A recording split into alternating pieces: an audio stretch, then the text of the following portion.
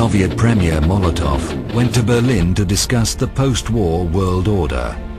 In der neuen Reichskanzlei wurde Molotow vom Führer zu einer längeren Aussprache. He arrived with a list of territories the USSR was interested in.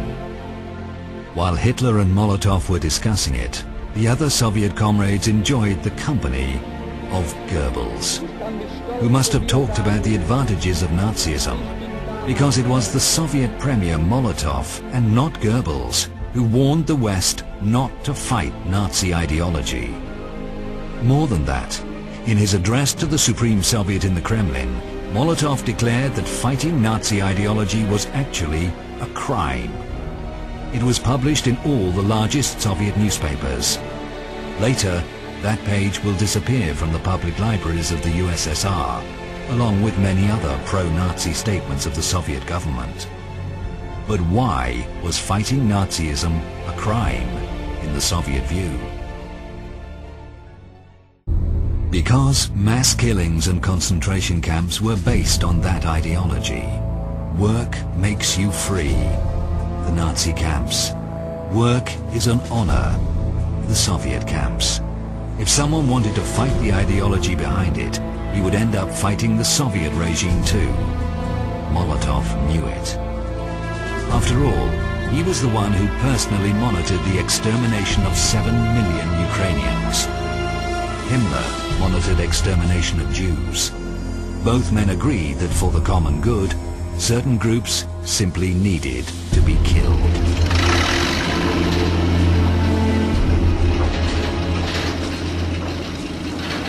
Winston Churchill made no secret that to him, Nazi and communist ideologies were pretty similar. In his view, Nazism was a form of communist despotism. The hateful communist despotism, as Churchill called it in 1940, eventually won, with the help of the Allies. Here it is celebrated, the 60th anniversary of the Great Victory, an historical parade, no less historical than the first Soviet victory parade in World War II, together with the Nazis. Die kommandierenden Generale der deutschen und sowjetrussischen Truppen nahmen gemeinsam den Vorbeimarsch ihrer Formationen ab.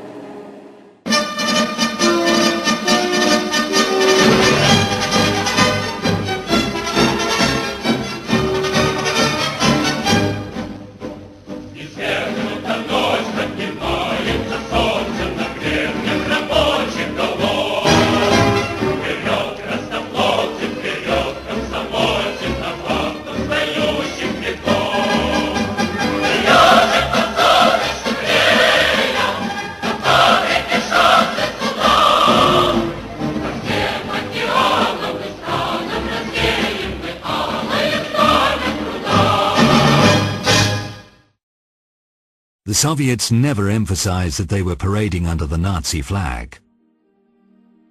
Officially, Moscow portrayed itself as an epic anti-fascist fighter.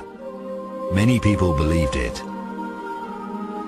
Many Jews fled to the USSR to be protected from Hitler. And then Stalin did something unimaginable. He rounded them up and delivered them back to the Gestapo as a gesture of friendship.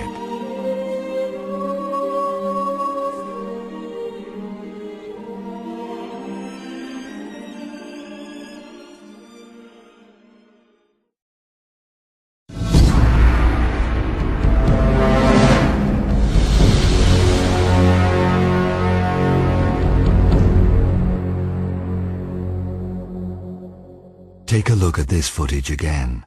The Soviet officer greeting his SS colleagues with a Nazi salute. The Nazi SS and the Soviet NKVD, the Stalin security police, cooperated very closely. Archive documents reveal the enormous scale of this cooperation. Lists and lists of German communists and Jews which Soviets were delivering to the Nazis. December 1937, April 1938, May 1938, November 1938. Most of these people perished in Nazi concentration camps. But the SS-NKVD partnership was not limited to the extradition of common enemies. NKVD was training Gestapo. The Soviet machinery of terror had been operating for 20 years before the Nazis even started. Делегация германских гестапо, СС приезжает в Советский Союз учиться, как строить концлагеря. Посещали концлагеря, как это нужно, как огораживать, как ставить. The Soviet officers, in turn, went to Nazi-occupied Krakow to meet with their SS colleagues. The Jewish question was high on the meeting's agenda. Soviet officials coordinated the deportation of Jews personally with the SS Brigadeführer Otto Wächter, one of the masterminds of the Holocaust.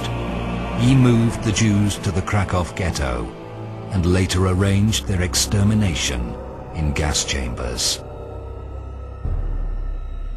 The fact that the Soviets collaborated with the SS is not denied by Russia anymore. What is still denied is that this collaboration was based on a written agreement. Это на немецком языке, да? Открой, пожалуйста. Вот подпись Берии. Это на немецком языке, да? Волмахт, что-то. Совершенно секрет. Перевод с немецкого языка. Рейхсфюрер СС, начальник Главного управления безопасности. Берлин, 3 ноября 1938 года. На основании этой доверенности мой представитель штандартенфюрер СС Генрих Мюллер имеет поручение подписать в Москве с руководством органов безопасности Советского Союза соглашение о совместной деятельности между НКВД и Генеральным управлением безопасности Германии, на которое мы возлагаем большие надежды, подчеркнуто 2 раза рукой Берии, связанные с укреплением мира и безопасности между нашими странами. Группенфюрер СС Гейдрих, подпись. Мамулов. Мамулов, да? Мамулов это да. Самое. Здесь приобщите к основному документу Лаврентий Берия. Подпись личная. This document was smuggled out of the presidential archive in Moscow by one of its workers. It was shown on Russian television. Later, this footage disappeared from the TV archive. Ты хотя бы почитай, что внутри. Я сейчас нам показать. Ну вот давай обсуждать, потому что эта страна должна знать, потому что это геноцид. Потому что 20 миллионов жизней отдали за то... Unlike the official Kremlin, the former Soviet officials who had access to the Central Committee, now Presidential Archive, affirm the existence of such an agreement. Vladimir Karpov, former military intelligence colonel, 2 times hero of the Soviet Union, member of the Central Committee, the top Soviet Leadership Council. Convoys bringing in the entire Politburo and party bosses from every corner of the country. This man, Vladimir Karpov, said that so many problems had now mounted up that the way things were run had to be changed. We spoke with Mr. Karpov in his Moscow apartment in Kutuzovsky Prospect 26, the house of the former KGB chief Andropov and the Soviet leader Leonid Brezhnev. Был заключен тайный договор между КГБ и НКВД, тогда называлось НКВД, и Гестапо о сотрудничестве.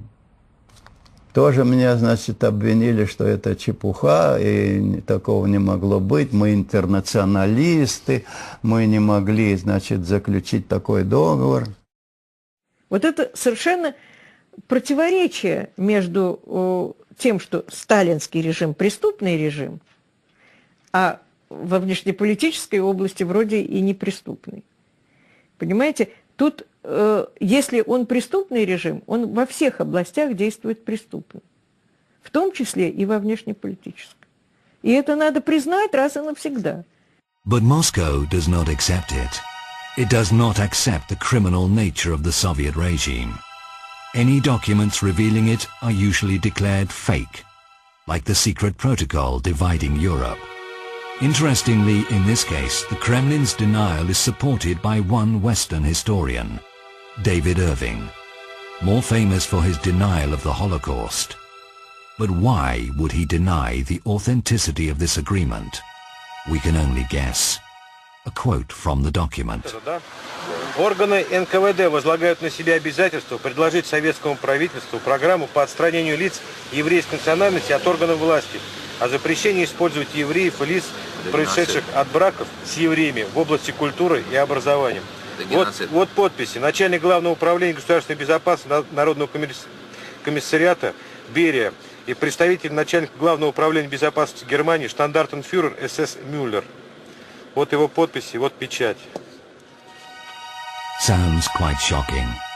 But what is more shocking is that in today's Russia, these actions of Stalin are still being justified at the highest level.